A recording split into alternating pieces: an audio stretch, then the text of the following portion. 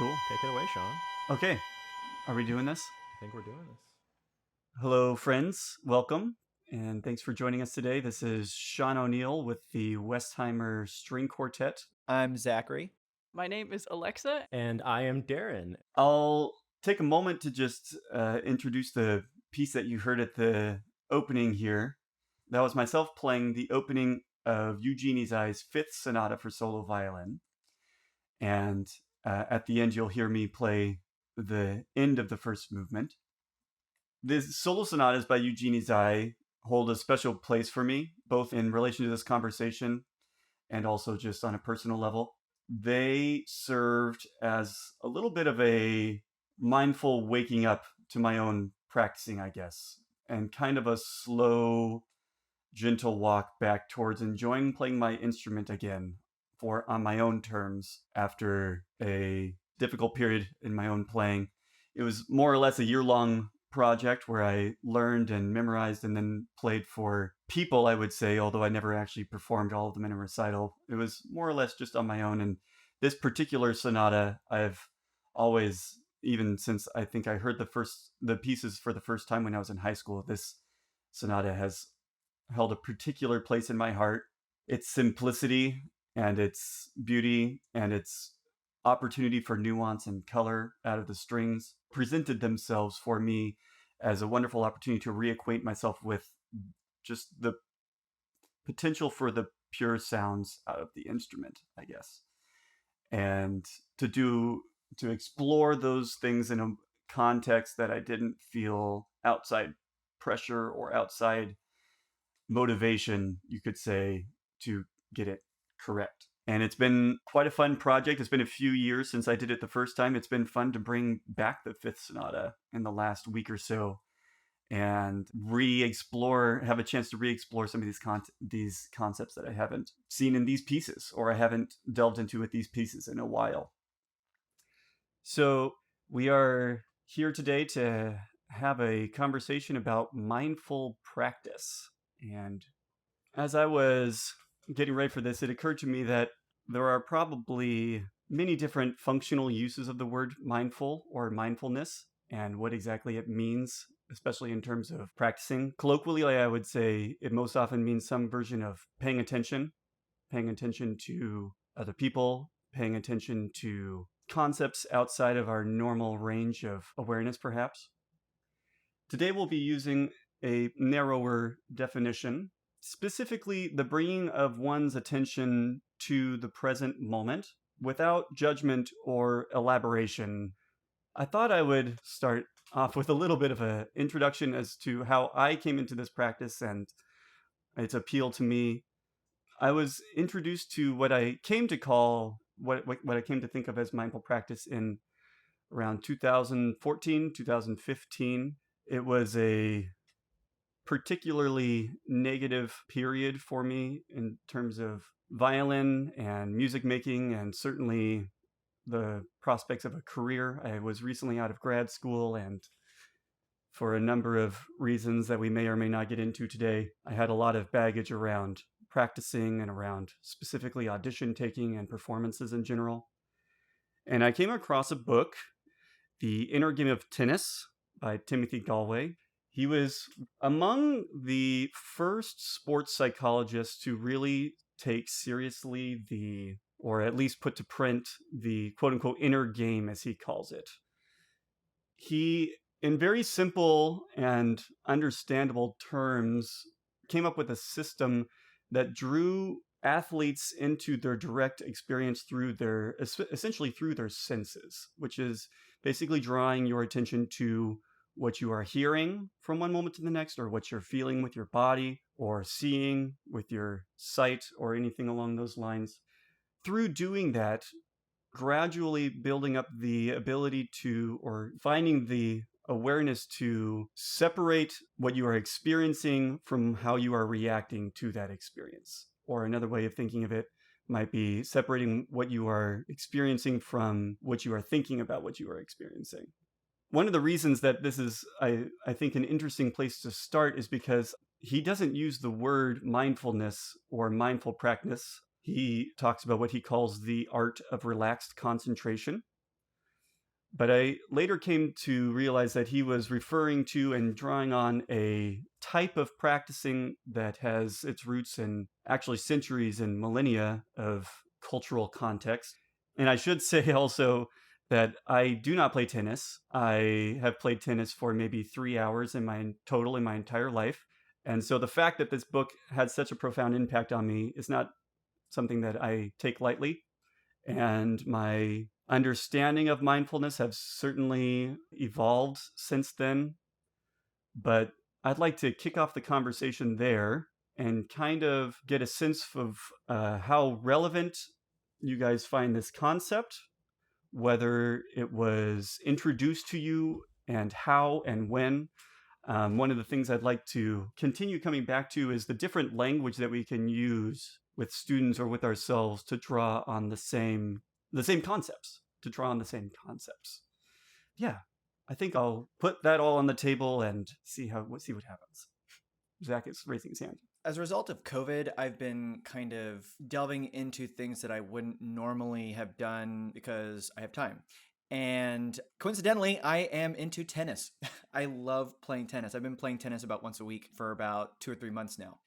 What I find so fascinating is that as a result of playing tennis and as a result of my familiarity with the book, because it's an excellent book, it's a resource that I've been aware of for many years.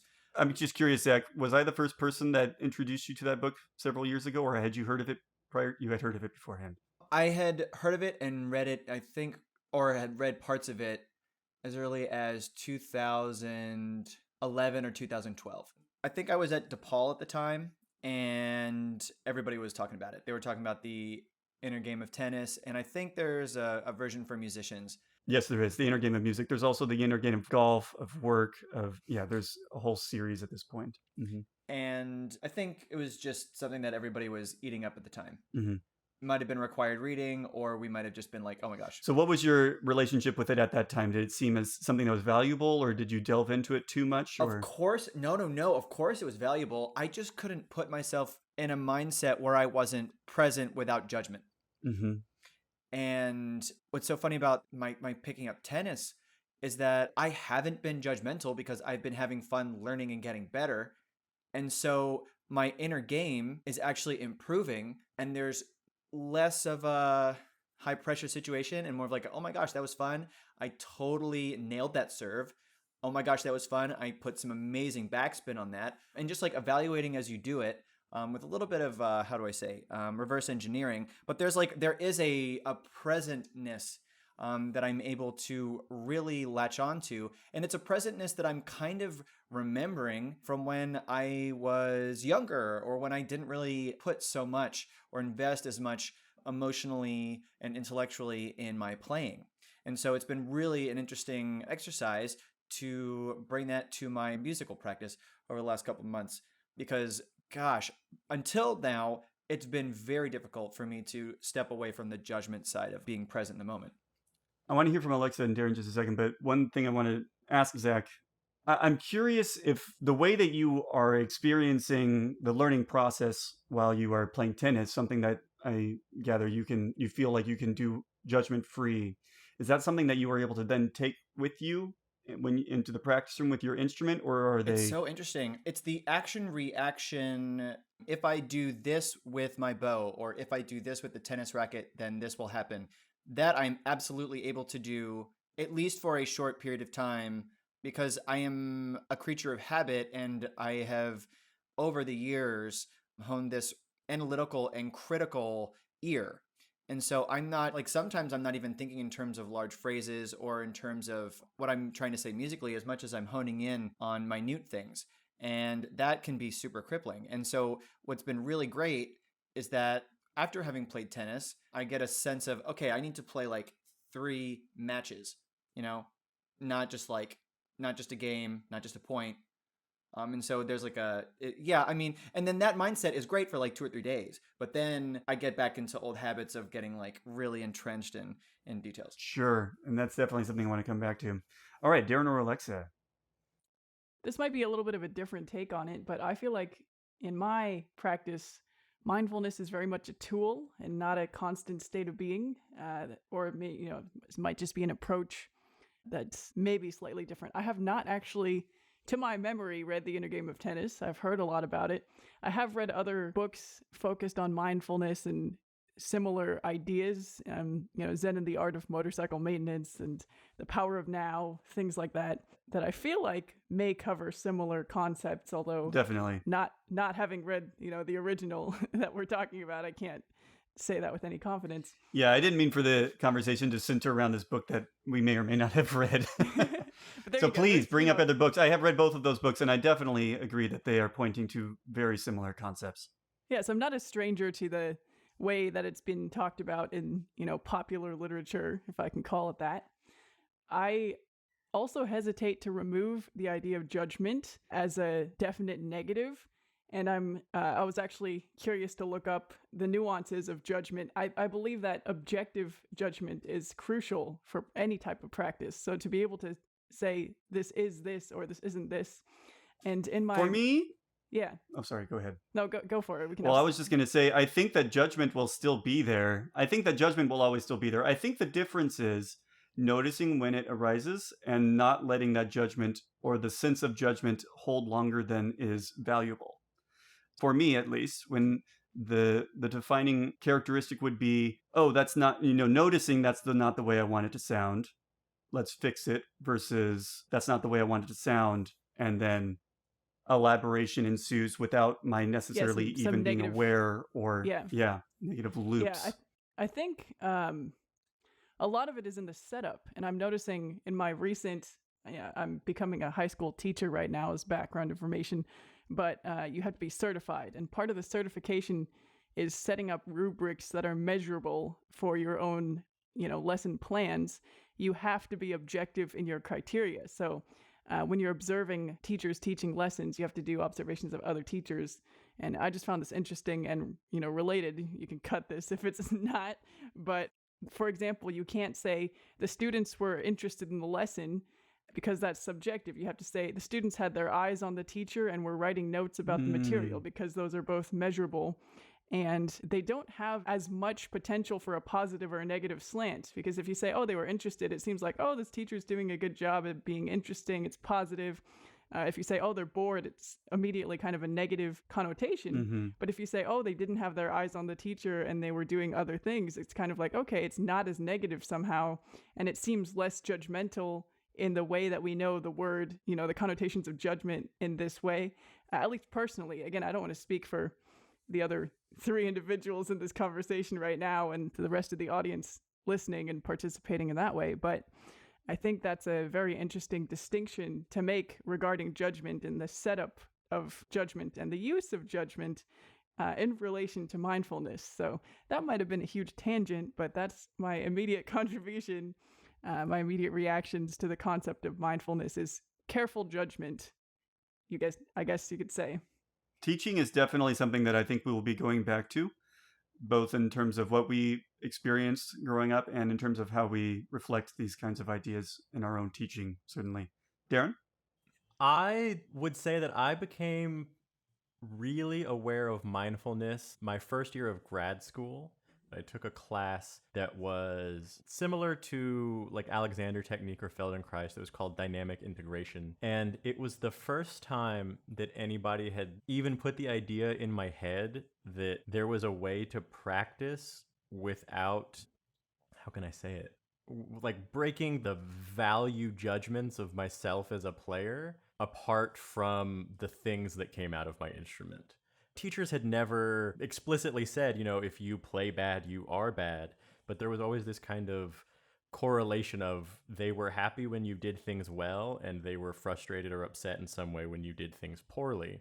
And that can kind of bleed into your sense of their perception of you and then your perception of yourself when you're practicing. And when I got to grad school and the idea that you could make sound for the purpose of making sound and seeing what happens, it was kind of this split in the river in my history as a cellist. And I don't know if before that time I could even really call anything that I did practicing. I mean, it was like toiling at intonation and rhythms with a metronome on and that kind of thing. But really feeling like I was exploring or doing something with a purpose outside of just trying to prove myself in some way. You know, I don't know that I'm as conscious about it these days as I need to be, but I do know that I can kind of break my time as a cellist into before this concept and after this concept. It almost seems to me, Darren, like you're describing like a non-attachment to the results as opposed to Absolutely. a orientation with the process itself. Yes, being willing to, I don't know, like I think that sometimes Or non-identification, perhaps. Yeah, I think that non-identification we, with like, the you results. approach a certain idea musically as a very rubric-based approach, and it can be really, really difficult when you're only measuring yourself against that one thing, especially if it's kind of an abstract thing, to really know how you are moving in relation to that thing. Because for me, a lot of it, I think that I would have kind of moving goalposts mentally. If I got close to the thing, I would decide that, like, well, it actually needs to be, you know, this much tighter rhythmically or this much louder or something. And so it became this unattainable thing that I was always going to fall short of, because the goal was quote unquote clearly defined, but it wasn't something that I was really understanding how to get closer to. And so separating myself from that and trying to be more observational about what was happening when I was playing really helped me to have a better sense of what was happening. And that lets me kind of measure the two things and see what's the same and different, as opposed to I am not that thing and therefore I have failed. Yeah, I think this is a really interesting distinction that I think gets back to what Alexa was saying, which is the judgments in a certain sense will still be there, but it's almost the identification with those judgments as being who I am as a violinist or as a cellist, Or as a being violist. determined by those results, or a violist. Yes, of course, as a violist. Thank you. Yes, absolutely, absolutely. If I can add a final tidbit about what you said just then about like a personal judgment, personal aspect to the judgment, I think even that can be not harmful. You know, instead of attaching a, wow, I'm a bad person or a bad cellist because, you know, sorry, I picked cello, but that was just your point, Darren. Because I played this out of tune or something. I guess what I'm trying to say is it's not necessarily the personal spin on it that makes it bad, because another way of saying that was, today I'm a cellist who played this C sharp a little bit out of tune. Tomorrow I might not. You know, it's still, you can still say that I am this. Right, but there's no value. You're right. But then you're not. I am this right now. Ascribing I played it flat and therefore I am bad. Right. Like, right. Yes, I'm saying the setup, I think, makes the biggest difference, at least in my perception of it. If you say it in that way, where today I can say that I am a person who played out of tune or whatever, but it's objectively that's not good or bad. Right. But you can still be personal with it. Like, it's not the fact that it's personal that makes it good or bad. I want to read Alexa's book on mindfulness. I think that would change my life. When I was starting to explore some of these concepts when I was younger, part of the distinction was the difference between trying to control the input versus controlling the output. Like, I am in control of what I do to the instrument, and then something will come out of it. But I'm not in control in the same sense of what comes out of the instrument, and so I have to just accept I did X, and then C sharp was flat. And that's okay. But maybe that means that I have to do something different on the input. But C sharp being flat is not bad. It's flat. Flat is flat, but flat is not bad. It just wasn't your intention with what you put in. Yeah. Exactly. So, I mean, yeah, you can make it even, I'm sorry. You can make it even more broad and personal still by saying, my intention was not realized today. You could take that step back too. Okay, throwing it back over. Okay. So I'd like to direct the conversation a little bit now towards specific aspects of mindfulness that arise while we're practicing, or another way of saying it would be specific things that we can pay attention to, or specific ways of paying attention, perhaps. And I'd like to start with a classical factor of mindfulness, which is of the body, drawing our attention to the senses, and I'm sure that we'll delve deeply into that. But first, I wanted to start with more of a general question, which is, how would you describe your relationship with your own body while you are playing, when it is going well versus when it is not going well? And that can be taken a few different ways, and you are at liberty, but I would say No, I guess I won't clarify any more than that. Let's just see what happens. I find that if I am not properly exercising and if I am not hydrated and if I don't have the sleep, it's all the regular health things, Mm-hmm. then I am much more, how do I say, it is more of a struggle. And therefore, my mindfulness and the attention that my body brings to the whole music making process is amplified. And ideally for Zach, there is a very minimal physical, not awareness, but it's not like emergency blares are going off. Wah, wah, you're in pain. Wah, wah, like you're dehydrated. Blah, blah, like you have no flexibility. Your shoulder, your neck, your whatever. Yeah. Exactly. And a lot of that stuff, alleviating those kind of blaring situations comes from just taking care of myself physically so that I can focus mentally on what I'm supposed to do. This is something that I'm not particularly good at, especially in, I think, a high pressure situation where the good things or the bad things really get amplified. I find myself thinking very mechanically about what's going on, almost like I start thinking about what is the meat puppet that is controlling the cello doing. Meat puppet. Whoa. And my inner dialogue becomes very mechanically instructional. You need to make sure that you do this if you want such and such thing to happen. So this is something I'm very interested in because this, I think, is definitely a default state that I can find myself in when I'm not paying attention, which is the instruction for the mechanical motion as opposed to the attention to what it feels like while you're doing it in your hands, in your shoulders, in your neck, and for me, so to speak. For me, I know that it comes from a place of not trusting that I can do certain things, because I feel like I've had enough experiences that when I don't pay attention to that, really embarrassing things happen in my performance. And the only way that I can prevent those things from happening is like having this death grip on the moment to moment technical aspects. And I know that maybe gives me kind of this buffer from these awful, embarrassing things happening. But I also know that it really is limiting and prevents me from being able to do a lot of much more musical things.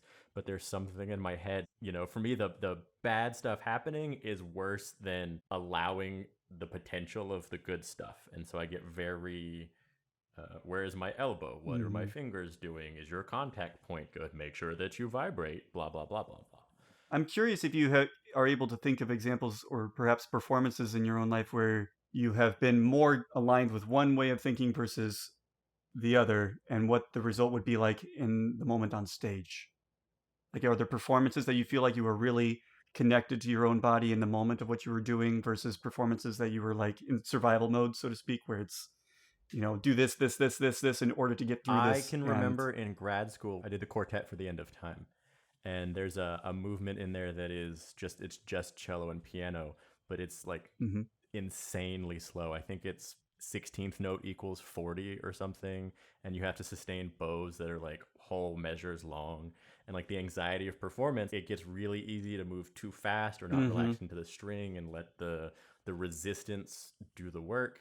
And I can just remember being coached on that performance to sing and to just really let the sound be free. And I didn't really understand how to do that, right? Like it felt like a very abstract instruction to me. And I can remember just having horrific problems with bow control in terms of getting to the end 4 16th notes sooner than I needed to or something, and not knowing how to salvage it musically. And like recognizing that me trying to just do the musical thing got in the way of me feeling like I had any measure of control of what was going on. And people noticed. I'll just leave it at that. Sure. I've had similar performances where I walked away and people are like, how are you feeling on stage there? It didn't really feel like... Yeah. It's difficult to point to examples of the other thing where it really feels like I was able to let go and something nice happen. Because when those things happen, I'm so present in what's going on that when it gets done, it's like, oh, okay, what happened? It's like I feel like I'm so in the output mode that nothing really is going, or I'm not making memories or something. some of those have, people have enjoyed those performances, but it's harder for me to feel like I can recognize when those things happen, except that I come off stage and I'm like, okay, how did it go? It's not even that felt good. It was just, I have no idea what just happened. Exactly. How about you, Alexa? I would say I probably have maybe the least interesting answer here. I only notice my body when playing when it's uncomfortable. And that's basically it. This tends to happen in very slow things, like Darren was kind of talking about with his quartet for the End of Time experience. You can imagine you could even participate right now while I'm speaking. You can hold up both of your arms at a, shoulder level height, see how long it takes to get uncomfortable without moving at all. And that's when I notice. Otherwise, everything is pretty automatic. It might be because I'm somebody who started playing very young. And so a lot of things I think are on the automatic side of what I do. And so I don't notice them unless there's a reason. So, Alexa, would you like to tell us a little bit about what you're going to be playing for us and how it relates to anything and everything that we are talking about? I think the music will speak for itself. So I'm going to leave the relating up to the listener. But the piece I would like to present a little bit of is called Aeolian Harp. And it's by a New Zealand composer named Jack Body. He recently died. So it uses the scordatura technique of mistuning the strings. But it's written entirely on natural harmonics. And that gives the notes a very open sound. It obviously limits the amount of notes that the piece is able to use. And as far as the connections to mindfulness, I'd like to leave that up to you as the listener to experience firsthand. So please enjoy.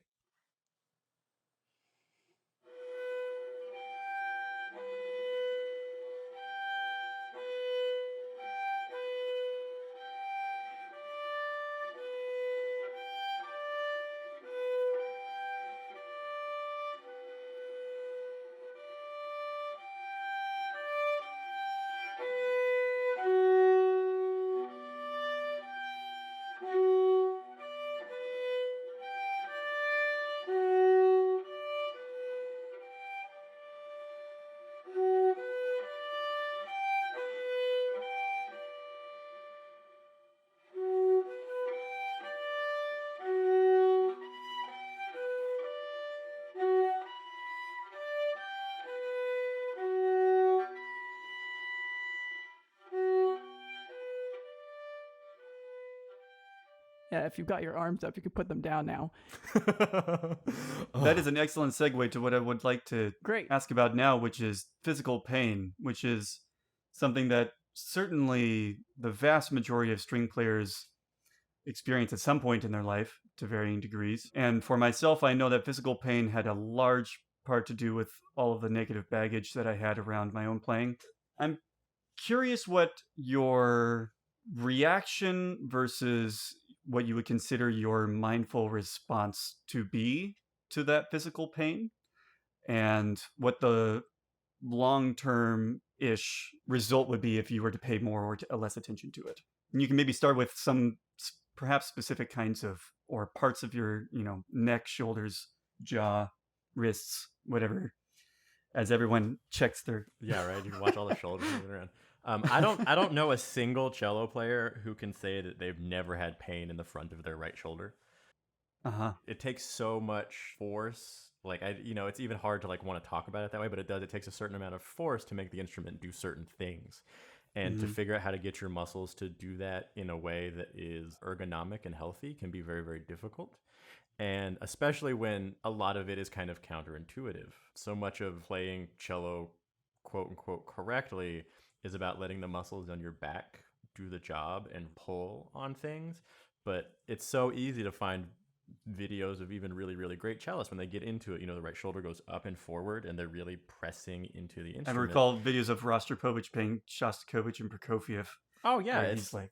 Yeah, it's like and you see in some cases, he puts his end pin out so far because it makes doing some of these things easier at the expense of other things. But it's kind of one of those ongoing struggles because it's not, maybe if I was lucky and started young enough that these things became automatic, I wouldn't have to think about it. But I know that for me, it's one of the things that I have to perpetually be mindful of.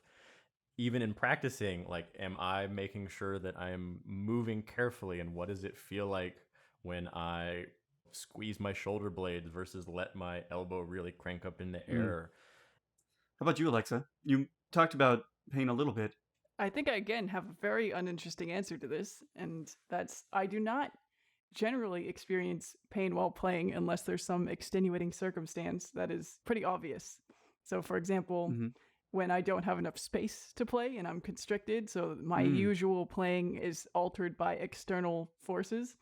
A particularly memorable experience was my second year university recital, and I had to do my final recital while I needed a root canal procedure. So I was in the pain of a toothache, and playing through that was not, that was painful for many different reasons.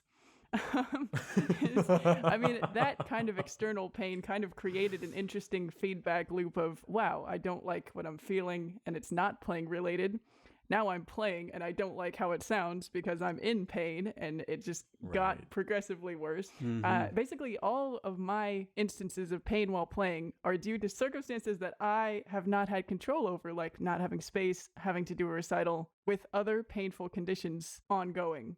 And the inability to change those things, I think, made it, I don't want to say traumatic, but a lesser version of that, because I had to do it, but there was nothing I could do to make it better for myself. In the pit, you sometimes don't have any say over where you sit or who can move where, and you just have to, when it's a paid gig, you're not going to quit and walk out, and, or if you're in school and you can't not get your grade, various reasons, you can't just force everybody to move and say, I need this space.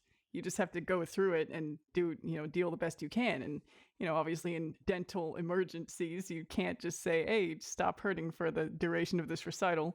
Just one of those things where the lack of control made it even worse. So yeah, go ahead, Zach. When I was in my undergrad, I had a teacher who was excellent at instilling the need for a musician to be aware of pain when it arises. That, I think, is a huge skill for those of us who are not Alexa, bionic violinist / violist.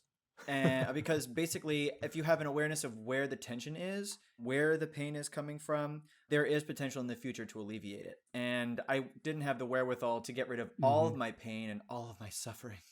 But I did know where it was happening. I had a cursory idea as to why it was happening. And then later in life, when I had time to figure it out, I figured it out.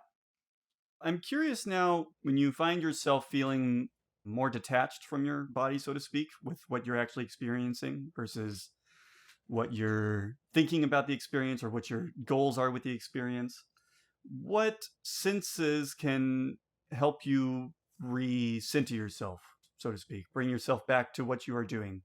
Common ones that I might put on the table would be breath. Obviously, got a long tradition behind it of always being there, always being something that you can pay attention to, always being something that can potentially at least bring you back to your own body. For me, my back and shoulders and neck all as one kind of big unit is something that I can definitely notice. If I'm not playing well, if I'm not happy with my playing, I can generally root it in some discomfort or some lack of attention in that area. Hands and fingers, what you're listening to, what you're seeing with your eyes, like music or perhaps other musicians. I feel like I have an unrelated or boring answer to this question, but I don't often get distracted. When playing music or performing or doing, auditioning, any capacity, maybe what it is I very easily enter, what's known as the flow state, where you don't really notice much. To the extent that there was a masterclass one time where there were a bunch of students, I guess, who were unwrapping candy in a plastic bag the whole time while I was playing. I had no idea. One of the teachers came up to me afterwards and said, oh, I'm so sorry. I told them about it. They're aware now not to do that. And I just said, aware of what? Like, what are you talking about? And I guess it was noticeable enough. To answer your question in a way that actually references the question, I have paid attention to breathing before, because when you're doing the audition circuit, everybody says you should do that. And so I've tried that. And I don't honestly feel that it makes a huge amount of difference for me, beyond the fact that maybe it requires a moment of pause before each excerpt, which is probably a good thing. Whereas I might kind of take less time in between. I don't actually necessarily feel like it helps me set it up in ways that not doing it would not. but then it's not a harmful thing to do. It's probably helpful. I just personally don't strongly feel the benefits, but I also don't have a downside to it either. So there's my boring answer. I think that the breath thing is so interesting because I know that, like, I feel kind of similarly to Alexa when I have moments where I'm not doing anything, having a moment where I go, it feels good, but I don't really feel like when I'm playing that I have a great awareness of my breath or that I am able to monitor or control it while things are happening. And I'd imagine that, like so many other things, that's a skill that you can practice, and it may, you know, open up a whole new awareness of my playing, being able to do both of those things at one time. But for me, a lot of that is focusing, especially if it's an ensemble concert. I think it's easier to kind of describe this. For me, it's kind of coming back to the center of the group and really thinking about what is the collective thing that I am putting my part into, and how do those things fit together. That helps me in some way to get out of myself. And it's not necessarily I'm listening to first violin to second violin, but the sense of like a live recording in progress and how I kind of fit into those things. So listening, is that what I'm hearing? Yeah, you could call it that. I guess that's a good word for what you do with your ears. Jeez. But using it as a expand. Go ahead, Alexa. Oh, I was just going to say, in relation to maybe Darren's point of collaborating in performance, the way I kind of perceive that and experience that is breathing is part of the energy that you contribute and create as a group. And so I don't personally think, how am I breathing? But I feel in the moment that my functions, breathing included, are all working towards that goal of creating this particular type of energy with the people, or even just individually, that I'm going for. And taking the breathing when I'm not playing. So what I was saying, you know, in my audition experiences between excerpts, I think is also creating an energy of calm, which is a good thing. Because, you know, I finish an excerpt, I don't think I'm actively trying to create the energy of calm when I'm not playing. So that's why perhaps I don't consciously feel the difference, but maybe that's where that sense comes in a meaningful way without me consciously being aware of it. But anyway, back to Zach or whoever's ready to take it away. I have an interesting concept I want to maybe throw out there. When I was auditioning for college, I played for, you know, you play for as many people as you can, professionals or people who are familiar or not. And I played for family friends, and one of my closest friends' mom, she had this amazing insight into breathing while I was playing. The major issue that I was left with was like, should I be breathing as if I were singing, or should I be breathing as a tool to facilitate my physical motions? If I were singing the line, it would require a different kind of breath support than moving my arms back and forth. And so I'm more sure artistry and less marathon runner and more artist. Exactly. Exactly. I feel like for me, I kind of similar to Alexa. I've done the whole being aware of your breathing thing because it's what people tell you to do. I just assumed it's because you get more oxygen to your brain and then you can calm down if your nerves get high. For me, and this seems so weird, but like if my nerves are usually peaked, it's because I have made a mistake. And so if I can get to a place where I know that I'm super familiar with and I know it's going to sound awesome, then that usually gets me in a safe zone. So it's almost like an intellectual grounding as opposed to like a body grounding or like a sensory grounding. I think that part of it is also not necessarily the specifics of how you breathe, but more just that you are breathing. You know, that you're not holding breath, and that the way that creates just static tension in your body can kind of influence how all of the moving pieces work together. I've never passed out on stage, so I guess I'm breathing all the time, at least enough to get the job done. But what about you, Sean? You've been such a wonderful moderator so far. What's your experience with breathing?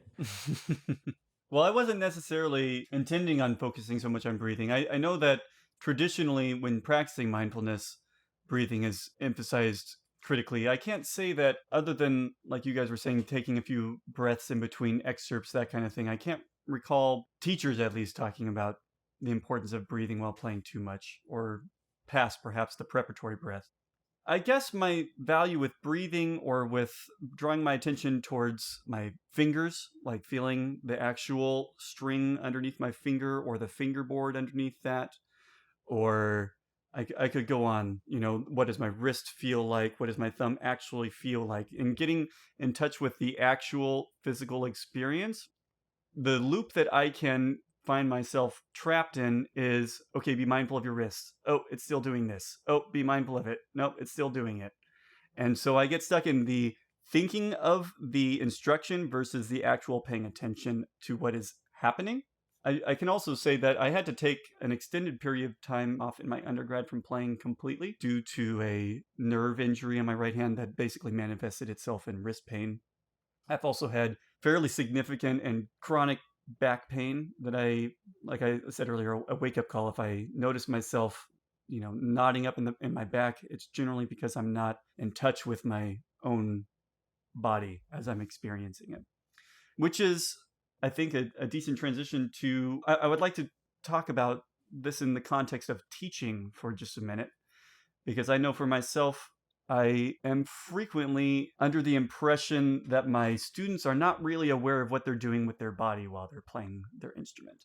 And you can say the same thing over and over, and they may even repeat it back to you and think that they're doing the same thing, but they are in fact not. And so I was wondering if this is something that you guys feel like you can notice in your own students, and if you do, how you go about gently bringing them into the quote-unquote real experience versus... I'll also say that I forgot to mention intonation, like listening, like saying that they're listening versus actually listening. That might be even more relevant because it's not something that I can see, and it's not something that I can like point to. It's something that you can say, make sure you're listening while you're playing, listen, anyway, yes, sorry. In terms of the principles of intonation, I tell my kids to always listen to the resonance of the note, and we start with open string, sympathetic vibrations, so we can really get a sense for it. And I get really, probably way too excited, but I get really excited when they are first learning about resonance in the instrument. So then it can be like oh yeah, I'm totally hearing it. Then usually what happens is that like there's tension in one or both hands. And when I tell the kids to take a minute and make sure that they're holding the bow when it sits on the strings, to almost drop the bow, but don't drop the bow, but almost drop the bow. Like you have no tension in your fingers and the bow is just gliding across the string. At a certain point, they just realize, oh, I can flow and I can go. It's not 100% success rate, but it usually makes things a little bit better. Telling kids to pay attention to a C sharp doesn't usually work, at least in their beginning stages, because at least when I have beginner or anywhere from beginner to intermediate violin students, their ear training isn't like I have to create an ear training program. But if I tell them to listen for resonance and make sure that their bow hold is really relaxed, because they don't have a really strong sense of like independence of coordination, if one is relaxed, the other one gets relaxed. And so then adjusting happens. And that's been a pattern I can somewhat rely on. Darren?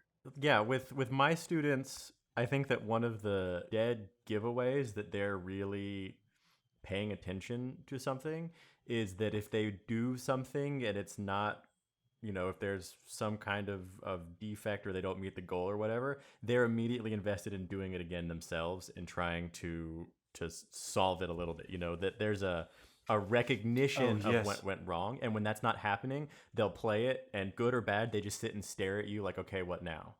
And that shows that an engagement on their part, that maybe they don't recognize the right thing or they don't know how to articulate what it is, but it shows that they heard something or they felt something that brought their attention to it, and that they have a question about how to do it differently, or they question whether they can do it better or do it differently. Excellent point. And so for me, whenever a kid plays something and immediately like, oh, no, hold on, and they just kind of go at it on their own, for me, that really shows an awareness of something. And then the conversation becomes much more about what is that something rather than trying to get them to notice anything. So what about when that is not present, when you don't see that present in a student?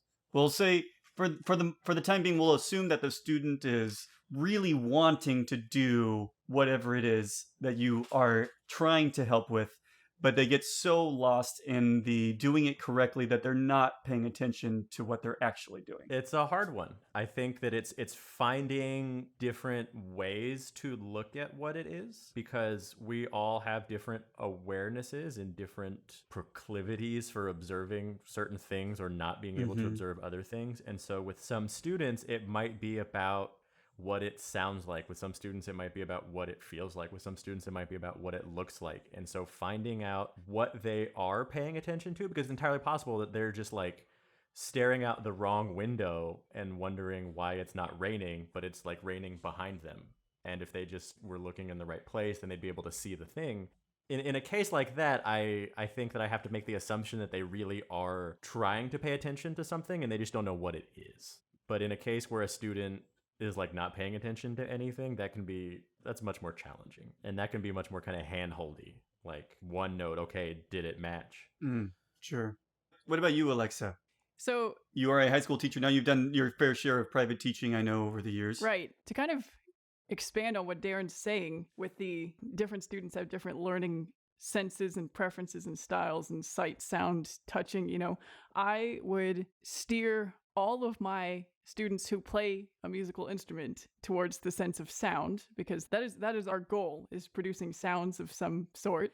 If they prefer to use one of the other ones, it's always as a gateway to the listening sense. So just Absolutely, to clarify with that absolutely. before I embark on my personal philosophies, our job as teachers is to help everybody who wants to learn what we do to develop the mindset they need to be able to do that for themselves. So we're kind of, in some ways, a mindfulness guide while they are in the same space as we are, to direct their thought processes towards being able to achieve success for themselves. So like Darren was saying, when they're immediately raring to attempt something again, I always try to mindfully give them the space to do that until they're satisfied, or until they've realized, oh, I'm making this repeatedly, maybe I need some guidance now. They've reached the end of their ability to modify and reflect, and then I can step in and say, okay, this is the next level that you're reaching for. Let me help you reach that for yourself by, in most cases, asking a set of questions. For beginners, where they're, for example, struggling to play a C sharp, I will first guide them towards the concept of a C sharp, often by singing or matching pitches, or producing it in a way that's more natural than using the instrument. Or, if they need even more support there, a lot of listening and a lot of comparison and a lot of experiencing, this is a C sharp. That might take a while. But then when they're playing it, always asking them the questions so that they reflect on it themselves.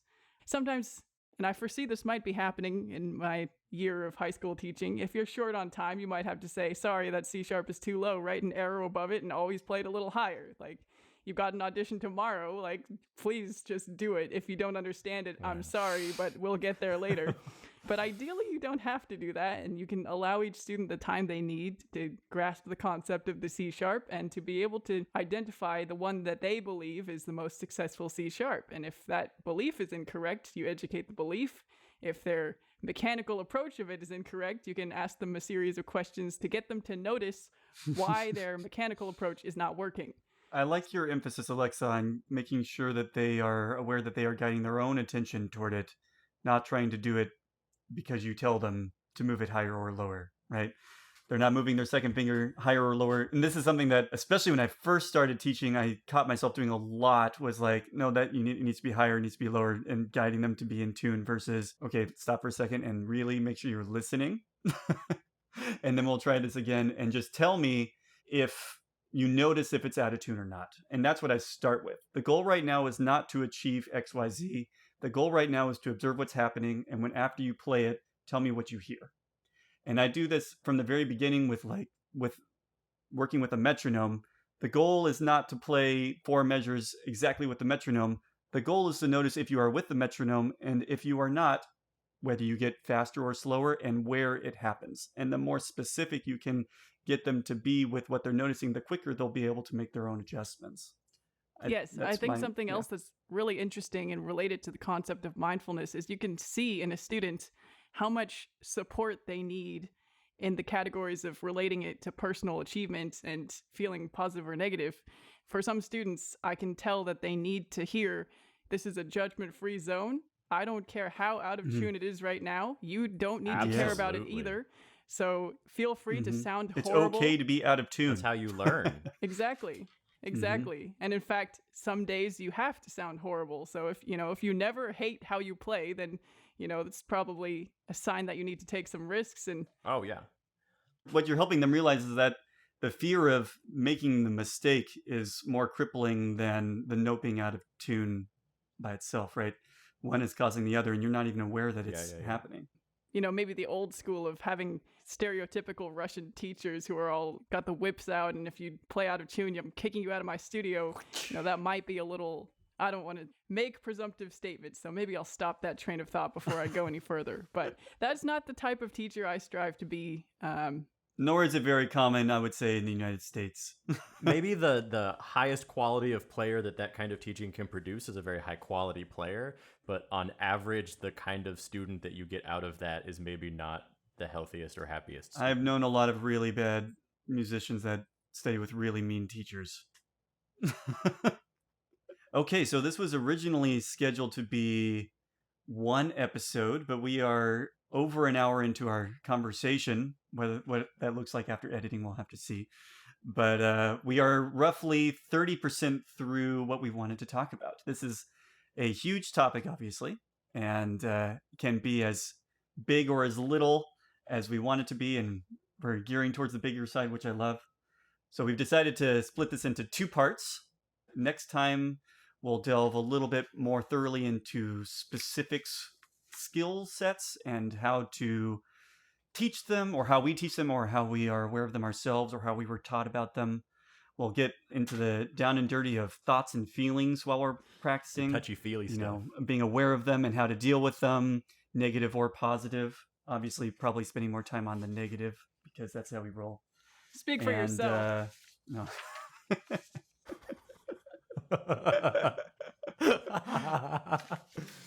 I feel amazing every time I pick up my viola, and everything sounds exactly the way I want it to the first time. Well, I mean, even if it doesn't, I don't have to feel bad about it. That is an excellent. Aw. You don't have to feel bad about it. That's Alexa's summary. That's the most mindful thing. Alexa's bionic violist over there. We will also delve into the more nuts and boltsy type stuff of the actual process of practicing and what it looks like while we're in the practice room, so to speak. And I am very much looking forward to it. And I'm looking forward to continuing this conversation with you all soon. I'm so glad you are my colleague. Cut.